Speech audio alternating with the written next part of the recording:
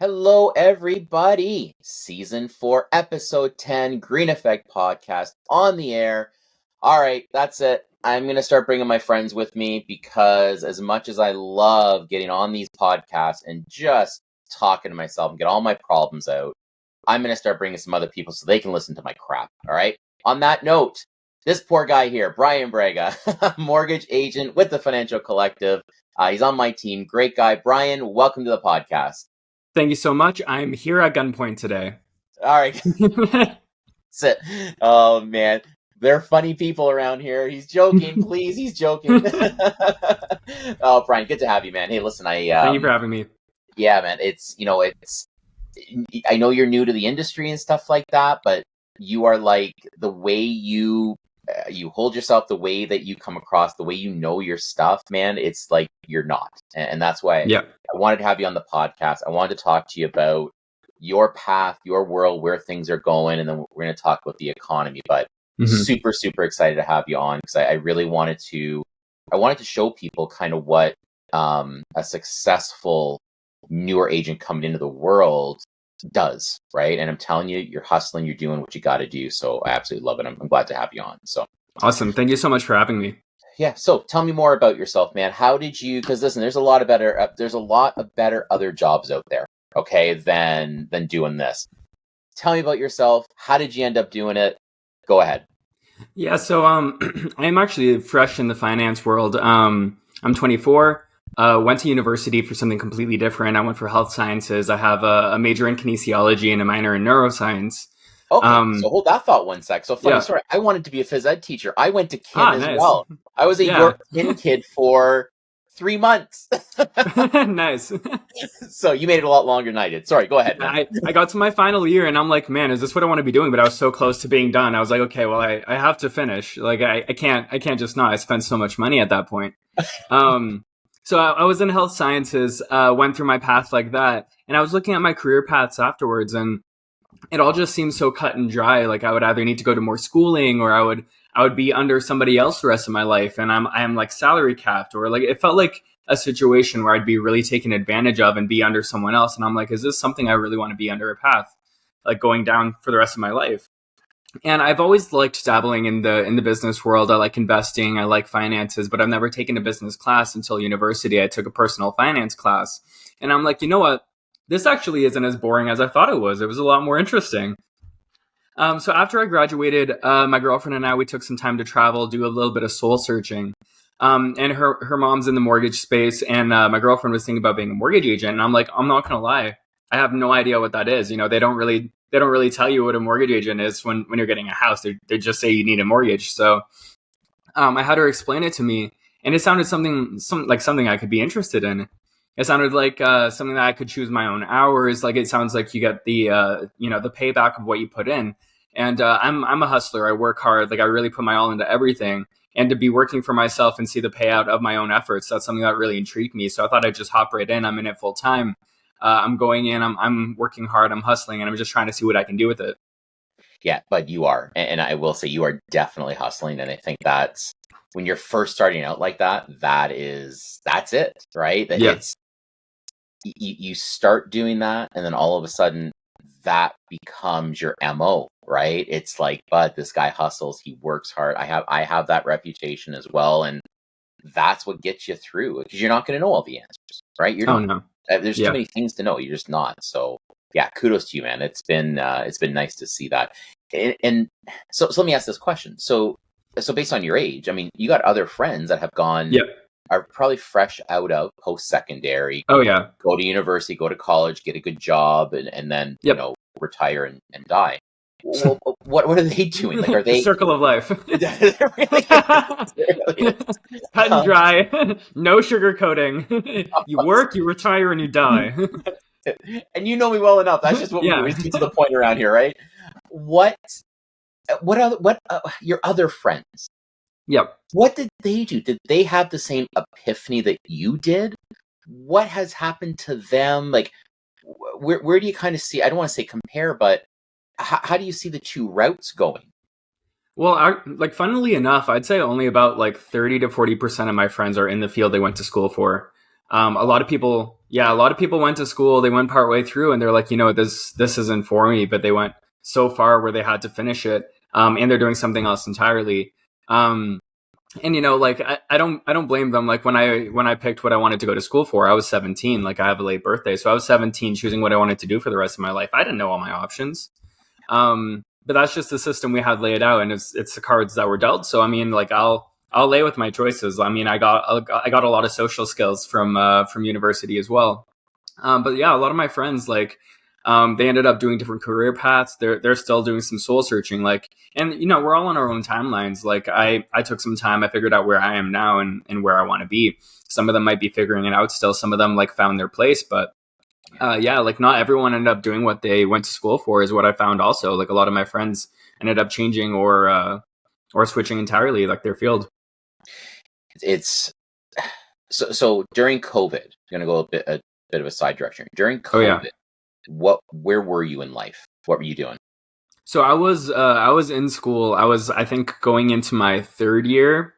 And everything switched online. Felt like I was getting scammed because I was paying the same tuition to just do my own work online. Everyone was just given the PowerPoints and like an online webinar, and they were just like, "All right, here's your stuff." No facilities.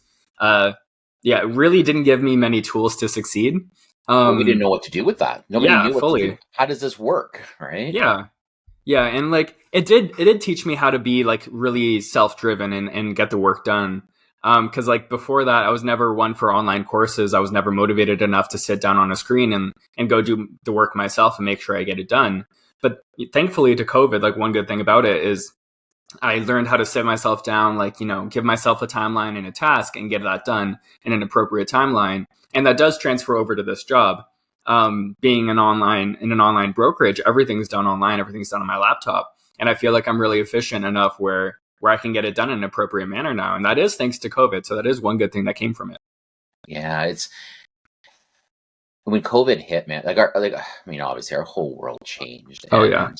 the way we interact, and I think where I was going with that question that you definitely answered was we all had to adapt, and our lives went different directions. And Yeah. so because you probably lost out on, it is what it is, you lost out on certain parts of your university experience. Mm-hmm. You either had to grow up faster, okay, I'm going to go get this job now, or we have a lot of folks where they're still lost. They're still, like Yeah. you said, your friends are still trying to find their way. Well, Yeah. not kid ourselves. Part of that probably was being locked down like that. And listen, here in Canada, generally speaking, I mean, if you're locked down in a house with internet and food and everything like that, and your family, hey, fair enough. I mean, yes, it's not ideal, but at least, we're not in other situations. So Oh, yeah. it's just interesting to see where people went, and businesses that evolved, died, came out of it because of that. Mm-hmm. And you mentioned like, our group is kind of more online, which it is, but that all evolved because holy crap, there's technology to use, and we can be more efficient and help people more because of it. So Yeah. it's just fascinating from where you are in your stage of life, and kind of where when I hear your friends are still trying to find themselves, it doesn't really surprise me at all. So. Yeah, one thing my girlfriend and I always say is like since COVID, it's felt like a fever dream. Like it felt like my perspective on the world just shifted. Like before it was all like ponies and rainbows, like everything was fine. I'll have a house one day, and then like COVID happened, everything shut down. The housing market shot up, and it's just like everything just feels so different now. Like it feels like we're in a whole different like universe. I don't know if you pay attention to, I guess, like the Marvel Cinematic Universe, but it's like the multiverse theory. It just kind of felt like we were on one universe and we just shot into another one where everything's just so much more expensive. Yeah, I don't follow that, but Yeah. that totally makes sense, right? That's exactly what happened. That's Yeah. exactly what happened. So, and it's interesting that you have decided to go this route of not working for somebody. You are completely self-employed. You're part of the team, but you are self-employed. You're independent that way. And it's almost like I had that epiphany. I'm going to say late, how old was I? I'm going to say when did I meet my wife? Call it around 31, 32-ish, where I was working at the bank and I was getting my salary and working 12 hours a day trying to get stuff done for the same amount of money. And, realizing like, man, there's got to be something else. Like I remember my second last boss. I asked her because I was doing things as a branch manager that nobody else was doing. Right, I was out there talking to people, trying to build the business of the branch or whatever. And I asked her, there's this thing in corporate world called fit to roll, right? And I said, am I fit to roll, but in a good way? Like, is this just, should I be doing something different? And God bless her. Her name is Sue. I haven't talked to her in 15 years. She said, yes. I'm like, okay, now what? Right. Yeah. But it was a good thing. She's like, you got to find something that you can really capture all this stuff. So to see someone like yourself start out so early, you're starting out 10 years before I did. Yeah. Is kind of cool. Cause I think in this world, you have to do more stuff to try to make money and get through things and have your own thing, because I said, make money, retire, and then die. Like that's sometimes what happens, right? Yeah. So. Yeah. And truthfully, if you asked me a year ago if I thought I'd be in the place where I am now, like I'd say no. Like for a good portion of my life, like after university, I thought I'd go to teachers college and become like a teacher. And then like for a bit, I was like, okay, like maybe like a physio assistant or like a physician's assistant. Like there were so many things I was dabbling with. But like I always liked the idea of having my own business, but I always saw it as like down the road type thing, like have two careers, maybe go to teachers college, be a teacher for like 25 years, then, split off, start a side hustle, turn that side hustle into a business. Like I thought I'd be a business owner way later in life. But like, I just took a jump right now. Like, my girlfriend, like we're at the same stage. She's taking the jump right now. Shout out Rebecca. She's also a mortgage agent. So she's a good husband one day. She's a mortgage agent as well. And she's taking the jump, and I'm like, okay, like might as well take it together right now. Like we're both there for each other. We both have questions for each other. We're both in the same scenario. Like there's no one else that gets me more. So I didn't think I'd become like a self-employed business owner nearly this early. A year ago, I didn't think I'd be starting a business this early. Like I didn't expect to find myself where I am, but I'm very happy that I ended up where I am. Awesome. Yeah. Oh, that's awesome. And I think it'll be cool to see kind of what you do down the road too, and evolve. Because I think I see you, like I said, you got the hustle, you got the work ethic, and you kind of get it. I've seen a lot of agents come through, and even when I was with RBC, I would mentor some of the newer agents, and some got it, some didn't at all, right? But you kind of get it, which is nice to see. So, but why? So, talk to me about this. Where do you see? Now you've been in it for a few months now, right? Yeah. You got a few clients. You're working through stuff. Where do you kind of see now that you're into it? Where do you kind of see this mortgage world going? Like, what do you see? Yeah, in terms of like mortgages as a whole, or like me personally, my business? Mortgage agent, mortgage broker, that sort of like just the role in general. Where do you kind of see that going? My hopeful, optimistic side would like to see more people use mortgage agents, just because they're more popular in the States. And truthfully, if you have a great mortgage agent, you save a lot of money. Like more times than not, our services are free, and a lot of people don't know that. Like before I got into this industry, I didn't even know a mortgage agent existed. I thought you just went to the bank, you asked for a mortgage, they slapped a loan on you and said you owe us $500,000. I was like, okay, that's cool. Now go retire and die. Now go retire and die. I didn't realize there were more options. They don't tell you about this. Yeah. So optimistically, I'd like to see mortgage agents, as a whole grow. Like I'd like to see more people use them. But the unfortunate side is like, as there's more mortgage agents and mortgages, mortgage fraud increases, and that really like puts a damper on it for the rest of us. Like someone gives people a bad experience, that person shares their bad experience, and then less and less people use mortgage agents. So I like to remain hopeful. I like to think that we'll get to the point similar to the United States, where a lot of people are using a mortgage agent as part of habit, like a normal routine when you're looking at your mortgages. But the reality is, like, I have no idea. And if fraud, isn't cracked down upon as it should be, then it might be a bit tougher to convince people that using a mortgage agent is a great idea. A lot of truth to that, man. Yeah. Because you are speaking from experience. Where Yes, you know I what am. it is. We've seen it happen. We've seen it come across, and it's you hit on a couple of things there. For people think that we charge a lot of money for our services. Where listen, transparency. If we're using a prime lender, we don't charge a fee, right? They pay us a fee. If we're getting into alternative and private, that's a totally different thing, but that's different, right? I think the fraud thing, it's too bad. Like anything in this world, I think 1 out of 10 people, one person screws it up for everybody. One person makes it look amazing. You got 8 people in the middle that are just doing their job, right? And it's that one person that just buggers it up, and it's probably going to get worse. I think as people struggle, as people try to get by or whatever, it's like putting a dog in a corner and scaring it. The dog's going to fight and claw to do whatever it's got to do, right? So it's the same thing with fraud coming through, and just knowing when to recognize it. I had a very good friend of mine.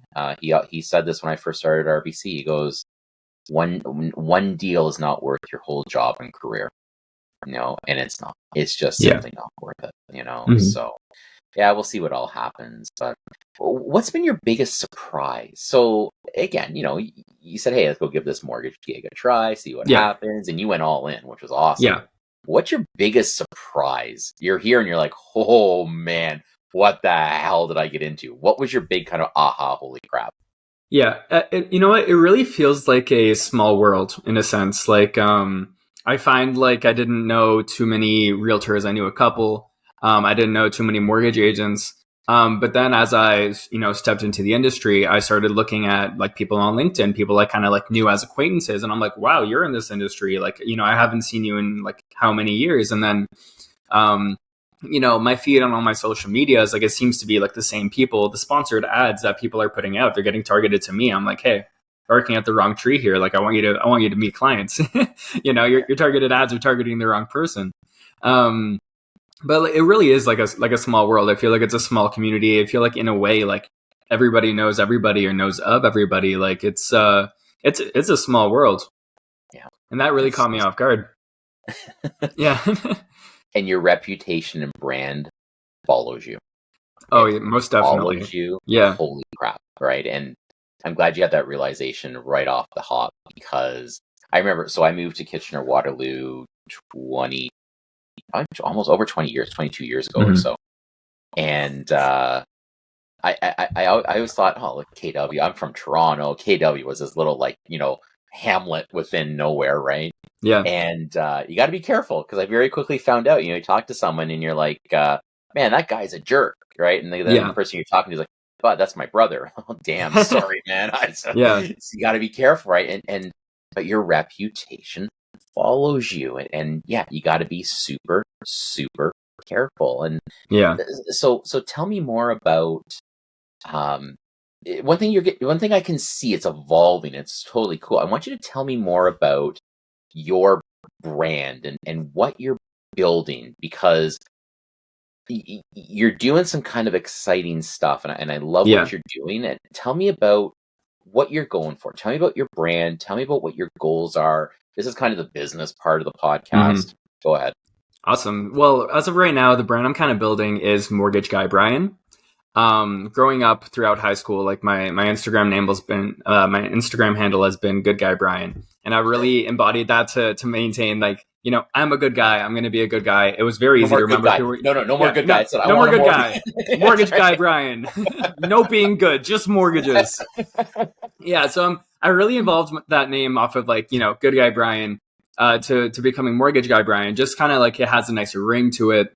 I'm there to help you. And it kind of has that undertone for people who know me of Good Guy Bryan. He's also in mortgages, Mortgage Guy Bryan. And the brand I want to build is very educational built. I feel like before I got into this industry, I didn't know a whole lot about mortgages. I didn't know a whole lot about finances. And even when I was younger, I thought the way to succeed in life is get a high paying job and that's what you have to live off of. I didn't realize investing was a thing. You know, I didn't realize that, you know, there were a high yield savings account. Like they don't really tell you much unless you're actively searching for it. So I'm really hoping to put out content where people are learning from me, where they're learning about the different accounts that you can have, like a TFSA and an FHSA. I want people to open those. Like I want people to get like financially ahead, especially around my age. Like that's who I'm trying to target.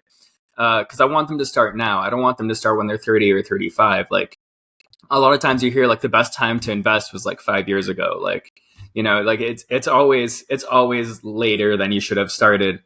And like fortunately for me, I'm in this when I'm 24. You know, like I have a good amount of time to go ahead. But the brand I want to build is a very educational built. I really want to target those around me to see that they can, you know, get the steps started now to start owning a home. And I really want to educate my clientele and have them know fully what they're going into. Like I don't want them to be confused on the product I'm putting them in. Like I want them to know why I put them in to the certain mortgage that I put them into. Like I really want them to be confident and know the reasons behind why I'm putting them where I am. It sounds like if I can maybe listen to what you're saying, it sounds like you're very much addressing probably the biggest problem, gap, issue for the millennial type generation. Yeah. And I don't fault them for this. I don't. This stuff's not taught in school. Yeah. They don't know. You said yourself, I didn't really know what a mortgage agent did. I didn't really know how this all worked, right? So I think, and sorry, I'm interrupting you. You said no, something. You're good. So it went off where you're really addressing this need. Yeah. Really. Because this group, they don't know. And that's okay. I get it, right? But it sounds like you're really addressing that. So. Yeah, and it's like it's no one's fault. I mean, like I wasn't taught either. I just took a personal finance class in university because I wanted to learn how to do taxes. And then I learned that like there was a lot I was missing out on. Yeah, so true. And what do you so listen, you're talking to somebody who was a 25-year-old district project manager at Bank of Montreal at First Canadian Place in Toronto, doing projects and stuff for incredibly experienced people, who made a lot more money than I did, who knew a lot more, and who looked a hell of a lot older than me. Okay. Yeah. Talk to me about, because I see you're doing it. So, and I didn't prep you for this question. So if you mess it up, I'll give you a little bit of forgiveness. Cool. Talk to me about how you are trying to portray yourself as that generation that's coming up, because I think you're doing a slamming job with it. Yeah. Tell me tell me about your brand relative to presentation, how you kind of come across people. Tell me a little bit about that. Well, I really try to carry myself as knowledgeable. Like at the end of the day, this business is knowledge. You know, even if you don't get a mortgage through me and you want to just get advice, by all means. Like I don't care. I'm here to help you. You know, I'm here to be a good guy. I'm here to be your mortgage guy. You know, I'm really here to help you out. So I try to carry myself as, you know, like here to give you advice and here to be knowledgeable, like here to be educational. So, I feel like that's how I try to portray myself. I try to portray myself as, you know, confident, like I know what I'm talking about. And one thing I really try to do for myself is like stay up to date with information. Like I try to attend a lot of webinars. I try to make sure I really know what I'm talking about. So that way, when I get asked questions, I have an answer for my clients or for my friends. Yeah. I love it. Love it. And that's sometimes the I think when new agents start, they're just struggling to, you know, get a deal or figure out what the paper is or whatever, which, you know, you've got that, but in the same breath, you gotta really master your craft. Oh yeah. You gotta be on top of stuff. You are, man. You're on like webinars all the time. You're probably on more than I am, right? Which is awesome, right? Because you gotta learn stuff. You gotta you know what's happening in the economy and stuff like that. So yeah, it's important that you are the subject matter expert for your clients. Right? Because that's what keeps them coming back. They're like, that Bryan guy, he freaking knows what he's doing. Right? Not, he got me my mortgage, he got me the best rate. That's not what they say. Dude, the guy knows what he's doing. He's going to get it done. He gives a shit. Go for it. Yeah. Right? And at the end of the day, like, all mortgage agents can get the same rates. Like the rates are relatively cut and dry throughout the same. Like the person you're signing up for is your mortgage agent themselves, like how they treat you. The value that they provide, like one thing you always say is, what value are you providing your clients? What value are you providing your partners? Like, and that's one thing I really try to come with. Like I try to come with value, you work with me, you learn more things than you did coming up, Yeah. Oh man, now you nailed it. I think, but that's business too in general. Yeah. Like that could be real estate. More, you replace the title with another business, a realtor, home inspector. Uh, you're right, and we have a big brokerage, so Yep. we automatically get, for the most part, great rates. There's different products, whatever, but it's about all the other stuff too, and it's because I tell this to clients all the time. I can give you the best rate. You're not going to like it very much. Yeah. I'll give you the best rate. You're not going to like what it comes with, right? It's not, Yeah. or you can always go with what my auto mechanic has. You can have 2 of 3 things: quick, fast, and cheap. Yeah. Or sorry, no, quick, good, and cheap. Pick 2. Yes. Pick 2. That's all you're getting. You can't have all 3, right? Yeah. We don't treat mortgages that way, but you know where I'm going with this. Yeah. So, no, that's it's important to know when you're running a business like this. Oh yeah, for sure. Yeah. So, talk to me about what you see with the market right now. So, I mean, it's kind of a crazy one. It's up, down, left, right. What are you seeing with the market right now? Honestly, it's pretty terrifying. One thing getting into this job is like I'm really up to date with the economy. And honestly, it's kind of depressing being in this generation, having little to no assets. It's like, what do I have to show for it? It looks like it's hard to get the foot in the door right now. So we had the announcement yesterday. Rates held, as everyone knows, and as we were expecting. And I guess we'll see by June if they even decide to drop it. But it feels as though, and it's a little bit political, but it feels as though like the government is just, I guess, just trying to like put out a fire that they started like really late. And it's just so convenient that like right before elections, all these products are coming out regarding like the housing industry. And it's like, well, where was this like 4 years ago when this problem, was creeping up and they knew about it? So going forward, it's hard to predict what the economy will turn into. But I don't know. I'm in a little economy boycott where I'm doing nothing right now. I got my old man hobbies. Like my girlfriend's got her old granny hobbies. Like we're both like really homebodies as of lately. We're not contributing much. Like we're going out like once a month. We do like once a month extracurriculars to keep ourselves sane. And I'm sure a lot of people are like around our age are feeling it too, where it's just like, life's more expensive. I know Canadian household debt is a lot higher right now as well. And it's only a matter of time before everything else follows with mortgage delinquencies and it's just catching up to us slowly. It's creeping in.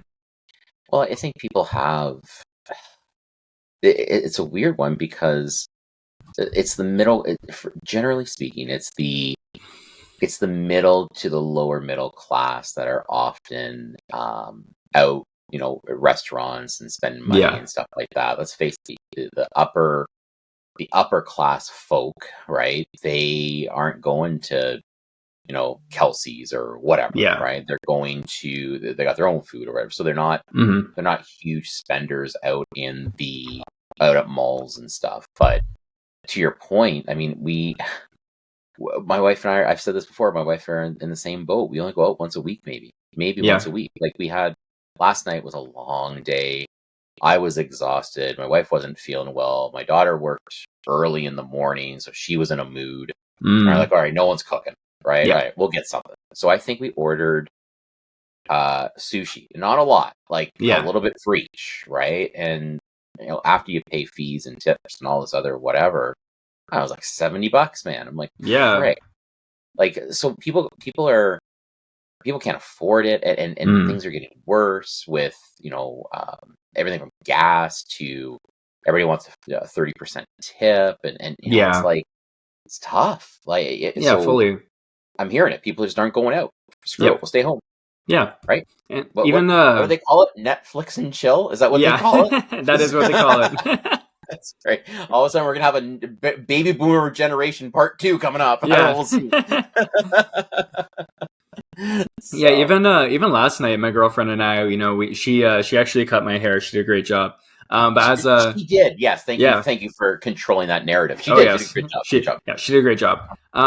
So like she was like, let's go get a sweet treat. We didn't feel like cooking. Went over to Dairy Queen. We parked. Got out of the car. Prices were raised. We were like, whoa. We immediately left. Anyways, we went over to Walmart. Just got a huge tub for a quarter of the price it would have cost for 2 of us. I'm like, how are businesses, especially corporations too? They're just hopping on the price increases whenever they can. When I feel like all for inflation, they need to increase eventually, but it feels like right now it's just it feels like everything is so high. It just it's disheartening when you go out and you see the prices of some things, and I'm like, what, this isn't in the budget for right now. Yeah, we see that with a lot of people, and I think we see it with the housing market as well, where we've got a glutton of buyers. We have so many people are just waiting to buy because I don't know what they're waiting for, whether it's a higher rate, a lower rate of whatever. But there are some people that are kind of scared, and I know mortgage agent, realtors, we get a bum rap saying, "Oh my God, buy now, buy now." Let me try to set the context as to why that might be a good idea. First of all, don't time the market, right? Don't just stop timing the market. People who time the market don't generally do real good. Okay, and you had a window there in December where you could buy a house. Yeah, the rates were slightly elevated, but you buy a house with conditions a whole bit. Yep. And now you can't. Now you are one of 26. So now there's another problem why you can't buy, right? Mm-hmm. So it's like, I always tell people, if you can do it, do it. Like, don't let me make the decision for you. Just, if you can buy it, because it might be, Brian, your friends, right? Real estate may become something that nobody else can have. Yeah. You have real estate, you have something, you have an asset that nobody else can have. Yeah. And that's probably what your friends are seeing. Crap. Mm-hmm. Am I ever going, I've heard that from my kids. Am I ever going to afford a house? Yeah. I don't know. Get the hell out of mine. But, Yeah. it's like, you want, what do you do? I don't know. How do you see it? Yeah, I fully see it the same way. Like, a lot of people are just like watching housing prices skyrocket, and like a lot of my friends are like, "Hey, how are we going to afford a house?" And I'm like, I don't know. I'm trying to afford one too. Like, luckily, I have a great relationship with my parents. I'm living there right now. My girlfriend and I are. That's also why we're strictly budgeting. We're trying to save for a house right now. But like the down payments are so high because the home prices are so high, and like even my mom said a couple weeks ago, she's like, you know what? If we didn't get the house when we did, like, I don't know if we'd be able to qualify for it right now. And it's, good on her. She's seeing the struggle of this generation, but it's just like things have elevated so much. And you look at the comparison of the average income increase versus the average price increase of a home. It's just like, it's so skewed, and it makes it so difficult for our generation to get their foot in the door.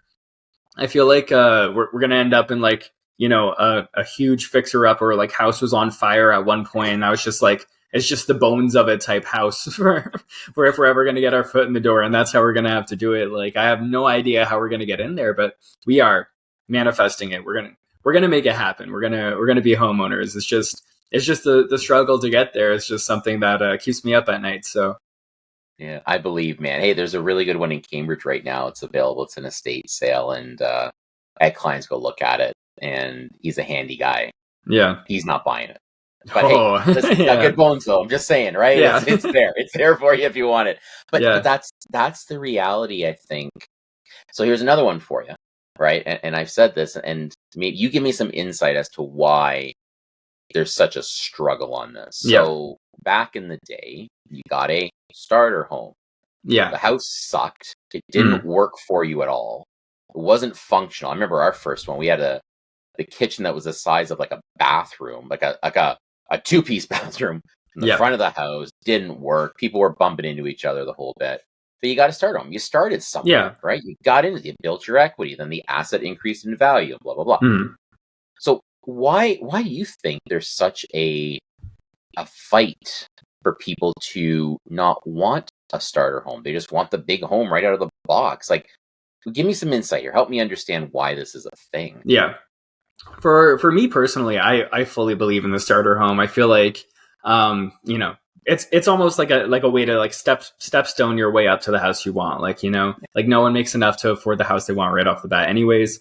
I fully believe in starter homes, but in terms of other people, like I'm wondering if maybe they didn't see the stepstones that like maybe their parents did or other folks have done, where maybe they don't think that step is necessary. But I do think that a starter home is like a necessary step.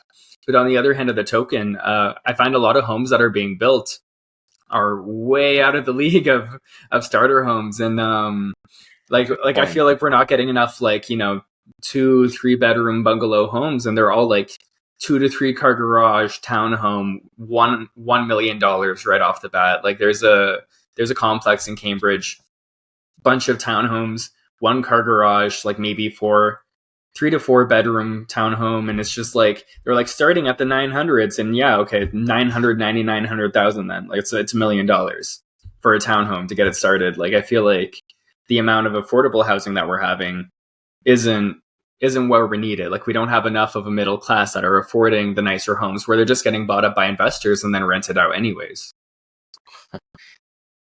So what's fascinating, first of all, I didn't even think about, well, I thought about it, but until you said it, I didn't kind of put 2 and 2 together a little bit here. So I guess that's true.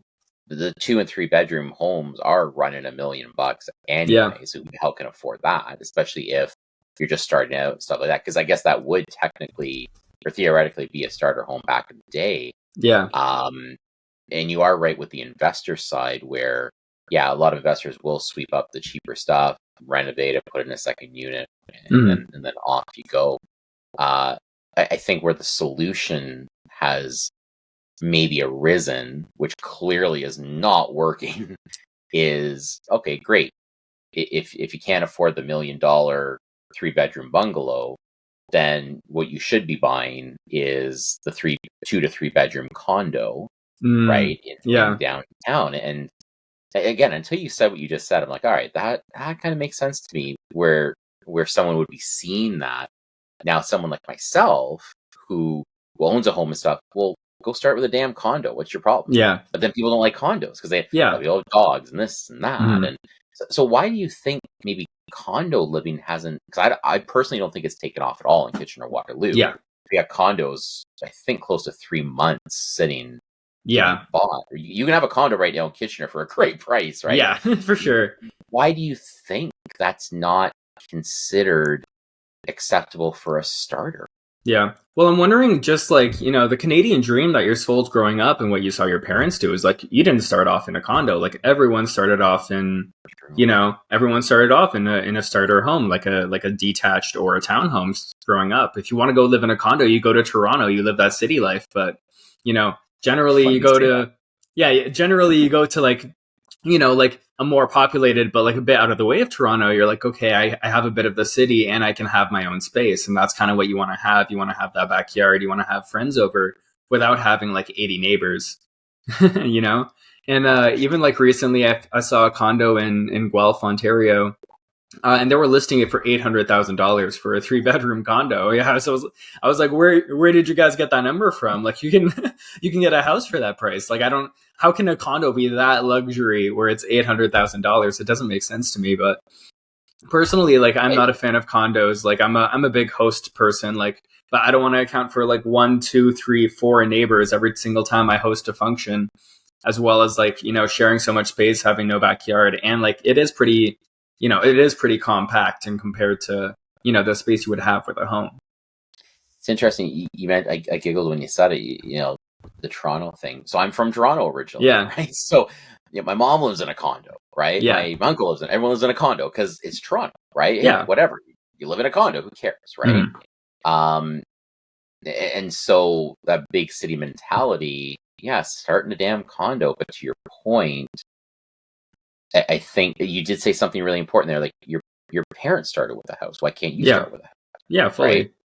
Makes sense. And the other part to it, I think, is people getting together, right, and socializing and stuff like that. Where, it's a little bit different. You don't have the very Canadian backyard patio lantern, beer flowing, that sort of thing.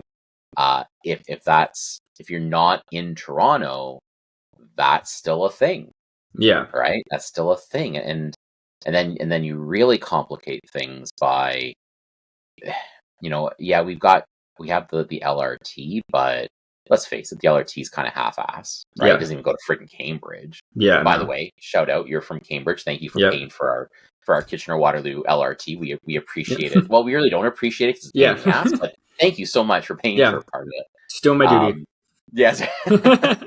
It's in Toronto, you don't really need a car, right? There's a bus all the time, or a subway or whatever. And I mean, their subway system's not that great either, but it's a hell of a lot better than what we got, right? Yeah. So it just complicates it. And I just don't. It's got to be a better situation before, I think, now that you say what you say, it's going to have to be a better value that they provide. And I feel like it'd be... Sorry. I feel like it'd be a different story, even if, like, cities were a bit more walkable, or if they were, like, I guess, like, more around. Like, maybe I wouldn't mind living in a condo if I, didn't have to go down 12 flights and then hop in my car and then go outside of a parking garage and then deal with more traffic. Like, it feels like so many other steps. Whereas I don't know, if I go down my 12 flights, I walk over to the grocery store, I walk back. It's like a bit more convenient, kind of like, everything's a bit more condensed in Toronto. If things were a bit more walkable, maybe I'd be more open to the idea. But at the end of the day, like, I'm going to be driving everywhere. I'd like to have my own garage space. Like, I change my own tires. I want a place to keep my tires so I can change them in this fall and the spring. Like, just storage even. Like, I have so much stuff. Like, I can't fit everything I have in a condo. It's but there's things you're saying I didn't even think about. And you put a condo in downtown Toronto, you're right. You got to drive for everything. You can't walk. There's not even a grocery store in downtown Kitchener. I don't think so. Uptown has the one at Waterloo Town Square, but there's not one in downtown. And even uptown Waterloo, there's condos around there. It's not a short walk though. Like, you're going to be lugging some stuff. You're going to be Ubering probably, or taxi or whatever. Yeah. I never thought about that with Kitchener. You're right. You can't. There's not a damn thing down. There's coffee shops and pawn shops. That's it.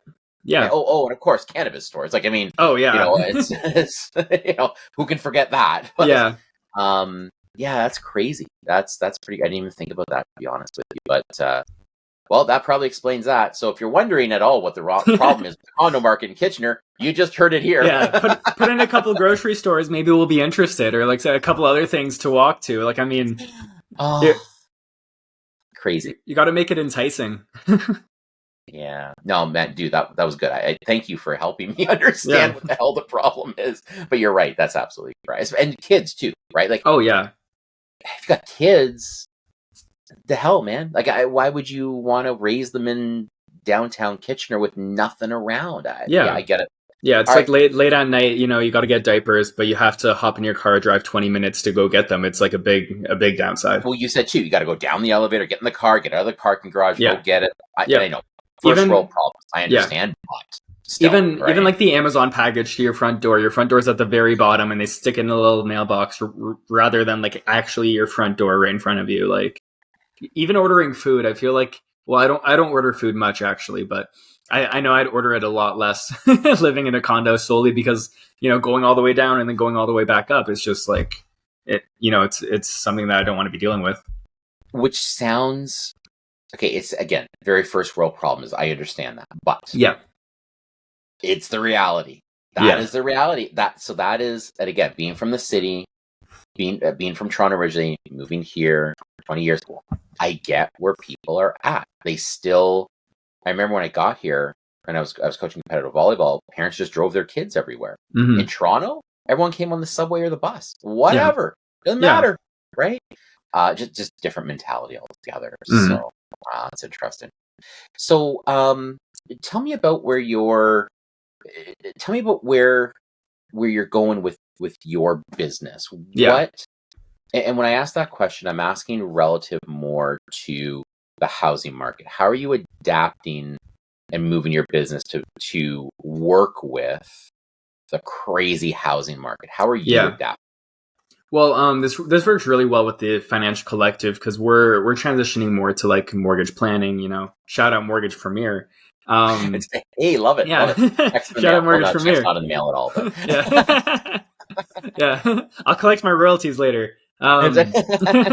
Anyways, so transitioning more to mortgage planning is just like, mortgage isn't a one and done thing anymore. It's like, if you want to get your house right now, maybe you'll pay a higher rate right now. We'll lock you in for a 3-year, and then in 3 years we'll reevaluate and get you the best rate we can. It's like we're really playing the long game. We're playing the long game.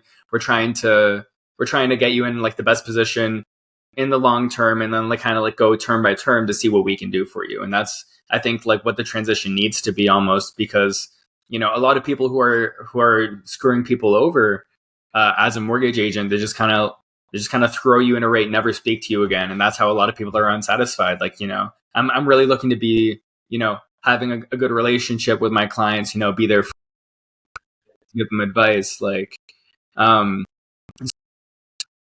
planning is what I'm going for now.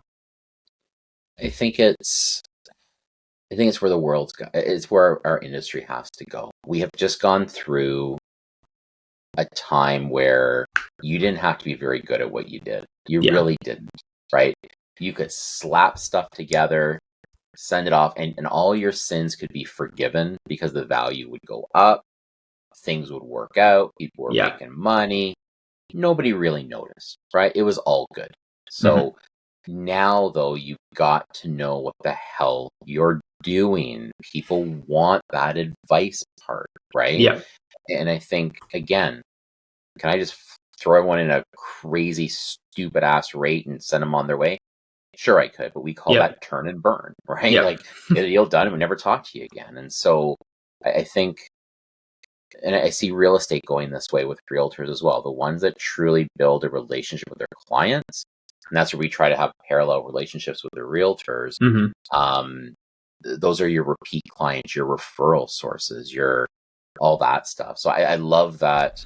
I mean, obviously you joined our team because we've got those kind of parallel beliefs and stuff like that. But I don't know, man. I think that's where it's going. That's client. I used the line. My God, I didn't think I actually would ever use the line. I used it with a client the other day. I said, "Hey, I want to be your broker for life, man."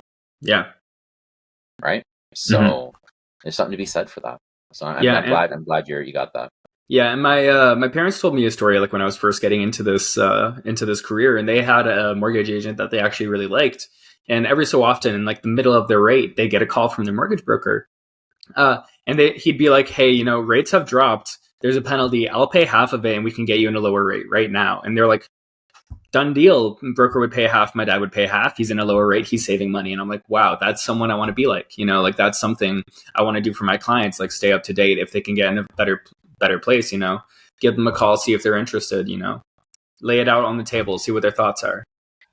Man, yeah, I'm with you, and that's what we're trying to build. Right? We built, so we keep building, which is kind of nice too, right? So, all right, so let's end with this. Where do you think, and this is recorded, it's going to go out all over the world, okay? All your friends, your realtor partners, lawyers in particular, they're all going to hear this. Yep. Where do you think the prime lending rate will finish 2024? It's at 5% right now, has not moved. How low do we go? I want to say 1 whole percent point. I want to say 4%, but that's also being optimistic. But I'm also ready. If it does get to that point, chaos is gonna ensue. It's gonna be so crazy. Everyone who's been waiting is gonna hop in on a house. There's gonna be 25 offers going firm, no conditions. Like it's gonna be mayhem. And I feel like that's a lot of people aren't ready for that. A lot of people are waiting, but they're not ready to have that competition. And maybe they're not able to handle that competition as well. Like especially first time home buyers. Like if you're a first time home buyer and you can qualify right now, like, don't shoot the messenger, but hop in right now. Cause like once we're in a position where you have to go firm and you're a first time home buyer, you don't have that privilege anymore. Like you might, but like going firm as a first time home buyer, you don't have that equity of a property to fall onto. It's just tough out there. So yeah. Well, I heard it here first, folks. 4% by the end of the year, because Bryan said so. So we're good. It's all recorded, but don't worry, it's all for everyone to see. It's on the internet forever. So yeah, if it makes you feel any better, I think we might even see more than that. I think shit's going sideways faster, but not from the standpoint that, oh my god, the sky is falling. I just think there's factors out there that are going to accelerate the need to bring down that rate. You know, I really think that's what I think we're going to see. I just think we got business insolvencies through the roof, household debt, like you mentioned. It's I think we're going to see more than one, maybe 1.25. Maybe I think. See, I'm throwing the disclaimers in. I think maybe possibly, right? Yeah, you just went right for it, man. Oh yeah, my voice on the internet. Mortgage guy Bry, you heard it here. That's right. People may call him. Yeah, so I'd like my prime rate at this, please. 1% less. Oh, crap. Ooh, about that. Oh, I'm so sorry. Yeah. All right, man. Listen, thank you very much for coming on. I really appreciate having you. It's been a lot of fun. Like I said, I'm super stoked for what you're accomplishing, what you're going to accomplish, and man, if there's anybody that wants to know how to, jump in knee deep, head first, feet first, whichever one is more crazy, man, that you're definitely the guy to talk to about. Awesome. Yeah, and thank you so much for having me. If anyone's debating on getting into mortgages, go talk to Steven. He's a great mentor. Completely transparent. He doesn't tell you, the bullshit. He doesn't sugarcoat. He'll just tell you how it is, and that's why I chose him. That's why I'm here. Thanks, man. No, I appreciate that. I definitely appreciate that. What was the first? Well, do you remember one of the first things I said there? I think the last things in our very first meeting. What was the one thing I said after I told you all the stuff about the role? Do you remember? Oh, I don't think I do. I said, man, if you still want to talk to me after this meeting, you should definitely join our team, because I gave you the way it was, right? And you said no candy coating. So no candy coating. You still want to work with me after this meeting? God bless you. Let's talk. Yeah. Oh, that's awesome, man. All right, and now, how shameless plug, how can people find you on social media? No shame at all. Mortgage Guy Bryan on Instagram, Mortgage Guy Bryan on TikTok and Facebook. I make a lot of memes. Should be, and it's pretty educational as well. So find me on there. If you have any questions, feel free to reach out. And then you can find me on a lot of socials as well. And Bryan, Bryan. Bryan. Why should you reach out to me? Because my name's spelled correctly. Oh, whoa. Oh, mind blown. I love it. Yeah, shots fired at any Bryan with an I. Absolutely. Love it. Cool. All right, man. Hey, listen, take care. Talk to you soon. And thanks for coming. So that's it, folks. As you know how we always end our show, 5-star review. That's all it takes. Doesn't accept 4s, 3s, 2s, and 1s. So 5-star. Like us, love us, follow us, desire us, want us, whatever. Keep fit, have fun. See you in episode 11.